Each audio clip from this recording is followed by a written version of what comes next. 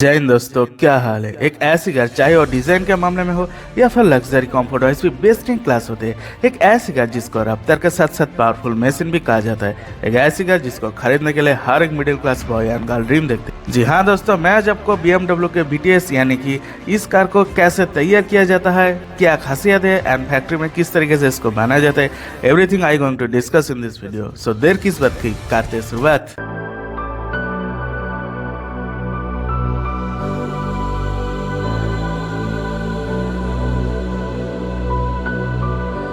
एक जर्मन मशहूर ब्रांड जिसका नाम है BMW। पहले ये कंपनी कार नहीं बल्कि एयरक्राफ्ट के इंजन बनाती थी। इस ब्रांड की कार्स बाइक्स हर साल इतने ज्यादा सेल होती है कि अगर हम इसे मार्केट वैल्यू के हिसाब से देखें तो ये वर्ल्ड के नंबर 6 पोजीशन पर राज कर रही है, यानी कि वर्ल्ड के 6ठे नंबर पे जो कंपनी का नाम आता है वो है द अमीर कंपनी BMW। BMW इतने पावरफुल इंजन के वजह से इतने ज्यादा फेमस है। और हो भी क्यों ना हो, जैसे कि आपको स्टार्टिंग में बता दिया था कि इस कंपनी शुरुआत में कार नहीं बल्कि एरोप्लेन का इंजन बनाने वाली कंपनी के रूप में 1916 में एस्टेब्लिश की गई थी। अगर देखें तो इस ब्रांड की कार जर्मनी के अलावा Brazil, China, India, Mexico, Netherlands, Britain, south Africa, United state kingdom and UK में बनाई जाती है। सो दोस्तों, अब आप लोग समझ गए होंगे कि इस कार की कितनी ज्यादा डिमांड है करंट सिचुएशन में। सो चलिए दोस्तों, BMW की फैक्ट्री में सेल एंड मैन्युफैक्चरिंग किस तरीके से किया जाता है वो आज हम थोड़ी सी देखने की कोशिश करेंगे।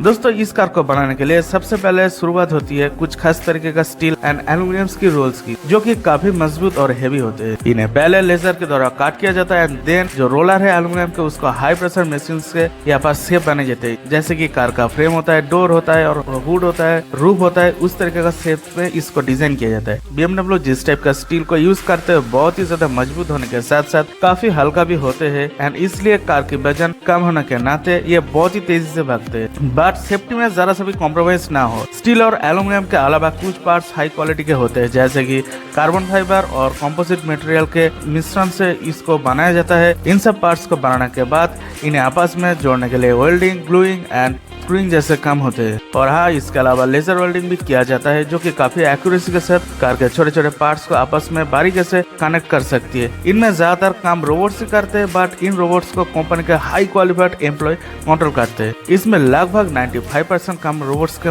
मदद से किया जाता है। स्टील, एल्यूमिनियम और कार्बन फाइबर में इन सभी को स्क्रूइंग, वेल्डिंग और ग्लूइंग जैसी चीजों को आपस में जोड़कर कार का प्राइमरी फ्रेम को पूरी तरीके से तैयार किया जाता है, क्योंकि उसमें जगह जगह वेल्डिंग का निशान होते हैं और ग्रीस भी जमी होती है। देखने में आपको काफी अजीब लगेगा। तो आप काम होता है पेंट करने का। पेंट सिर्फ खूबसूरत दिखने के लिए नहीं किया जाता है इस BMW कार में, बल्कि अच्छे से वॉश करने के बाद जो जिंक फॉस्फेट होते हैं उसका लेयर कोटिंग किया जाता है। बेसिकली लंबे समय तक कार को कोई भी जंग लगने से बचाया जा सके, इसलिए वहाँ पर जिंक फॉस्फेट का इस्तेमाल होता है। इसके बाद 4 लेयर की पेंट कोटिंग होती है एंड इस बात की ख्याल रखा जाती है कि यूरोप की बर्फीले ठंड हो या फिर मिडिल ईस्ट का गर्मी और बारिश हो या फिर नॉर्मल वेदर, कार की सेहत पर कोई भी फर्क ना पड़े। एंड अब फ्रेम बन चुका है, पेंट भी हो चुका है, यानी कि वक्त आ गया कार को फाइनल असेंबल करने के लिए। इसे भी वो इंजीनियर्स वेल्डिंग ही कहते हैं। कार में फ्रेम की एंड उसी के इंजन के साथ welding, basically engine, transmission, exhaust system और कार के इंटीरियर को कार में फिट किया जाता है।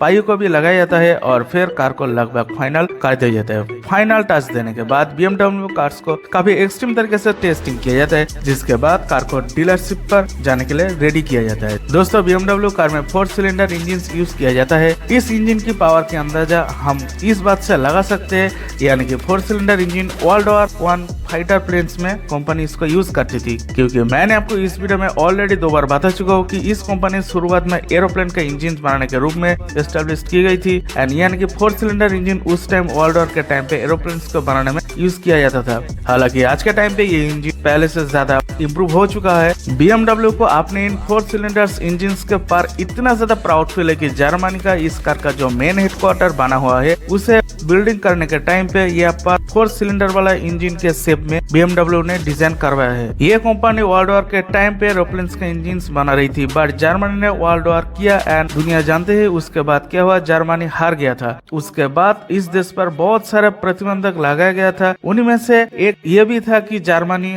आप अपना देश में कोई भी फाइटर जेट का इंजन नहीं बना सकता, इसलिए 1945 में BMW को एरोप्लेन बनाने का जो टेक्नोलॉजी यानी कि उन्होंने जो एरोप्लेन के इंजन बनाते थे वो मजबूरी में बंद करना पड़ा। और फिर इस कंपनी को सर्वाइव करने के लिए किसी और बिजनेस में इंटरेस्ट लेनी पड़ी, तब इन्होंने क्या किया, मोटरसाइकिल बनाना स्टार्ट कर दिया। इसके बाद इन्होंने कार्स को बनाने शुरू कर दिया और दुनिया पर छा गए। हालांकि आज के टाइम पे BMW कंपनी एरोप्लेन के इंटीरियर को डिजाइन करते हैं, उसका फेस का भी, और उसका इंजन अभी भी नहीं बनाती है। क्या दोस्तों आपको पता है हमारा सबसे शानदार लग्जरियस कार जो कि रोल्स रॉयस है उसका मालिक भी BMW है। इसके अलावा मिनी कूपर कार का भी मालिक BMW ही है। बट दोस्तों एक टाइम ऐसे भी आया था कि BMW काफी मुश्किल दौर से गुजर रही थी। कोल्ड वॉर के टाइम पे ये कंपनी कंगल के कंगर पर पहुंच गई थी और तब से लेकर आज तक मर्सिडीज बेंज और BMW एक दूसरे के सबसे बड़ा कंपटीटर है। पर उस टाइम BMW इतनी ज्यादा गरीब हो गई थी कि मर्सिडीज बेंज का जो पेरेंट कंपनी थी उन्होंने एक बार सोचा क्यों ना हम BMW को खरीद ले। कॉम्पिटिटर होने के नाते BMW के सारे जो शेयर होल्डर्स थे एंड कंपनी के जो एम्प्लॉइज थे वो नहीं चाहता था कि BMW को मर्सिडीज ने खरीद ले। इसी वजह से कंपनी का सभी शेयर होल्डर्स और उसके जो एम्प्लॉइज है वो सभी मिलकर कंपनी का बहुत सारे शेयर्स को खरीदना स्टार्ट कर दिया ताकि मर्सिडीज बेंज इस कंपनी को ना खरीद सके। और फिर दोस्तों हॉवर्ड कॉन्स नाम के एक इंसान इस कंपनी में काफी ज्यादा इन्वेस्ट किया एंड कंपनी को बर्बाद होने से फाइनली बचा लिया। आगे चलकर BMW काफी ज्यादा सक्सेसफुल हुई एंड इसी वजह से हॉवर्ड कॉन्स काफी ज्यादा अमीर हो गए। हालांकि दोस्तों हॉवर्ड की मौत हो चुकी है एंड उनके शेयर का जो मालिक है वो है अब उनका बेटा और उनका बेटी।